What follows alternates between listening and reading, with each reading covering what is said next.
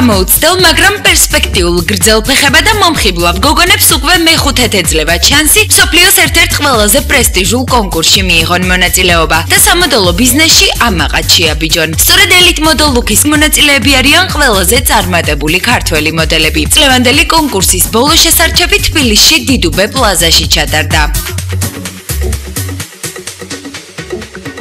ეს უკვე გადარჩეული გოგონების ნაკადი, ანუ პირველადი გადარჩევა ხდება ანკეტების და ფოტოების საფუძველზე. დაახლოებით 20 გოგონას შერჩევას გეგმავთ. ელიტის მოთხოვნით გადავიტანეთ ოქტომბრის თვეში. შესაბამისად, მე გოგონებს ვულოცავ ამ სიახლეს, რადგან მეტი დრო ექნებათ მოსამზადებლადაც და ჩვენც უფრო თავისუფლები ვიქნებით არჩევანში. ბოლო კასტინგზე 400-მდე გოგონამ მოიყარა თავი. მათ შერჩევაში წინა წლების გამარჯვებულები მარიტა ჯანაშია და სოფო შერგელაშვილი იღებდნენ მონაწილეობას. ძალიან ბევრი მათგან მომწონს მე პირადად და უსრებ წარმატებებს. მე არ გამოსლება არ მქონია.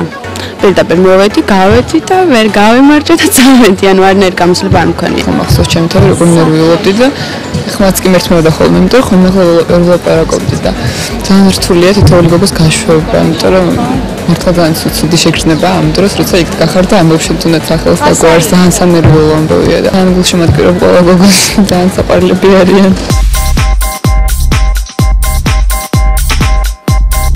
შესარჩევებზე გამოცდილი მოდელები არ გვინახავს. ძირითადი ნაწილი უბრალოდ ბედის საცდელად მოვიდა.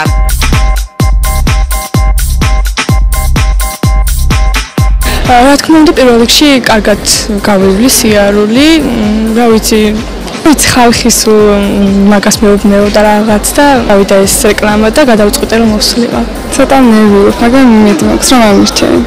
მეგობრები მყავს, ვინც გასულან და იქიდან რა მეც მომინდა და მოვედი. მეც გავიგერო კასტინგი იყო და მეგობრებმა მირჩიეს რომ მოვსულიყავი. ასე თუ ისე ვიცი, აზრზე რა ხდება და როგორ. წარმოგიდგენიათ, რამდენად რთულია ამდენ გოგონას შორის იმ ერთის დანახვა, რომელიც საპატიო ტიტულს მოიპოვებს. თუმცა იმის ცენტრი არჩევანში არც ერთხელ შემცდარა. ამას თამთაშედანია, ანა კოვაჩი, მარიტა ჯანაშია და სოფო შერგელაშვილი მოწმობენ. ასე რომ გარეგნობის გარდა ფინალურ ღონისძიებაზე მოსახვედრად გოგონებს დიდი ძალისხმევა დასჭირდებათ.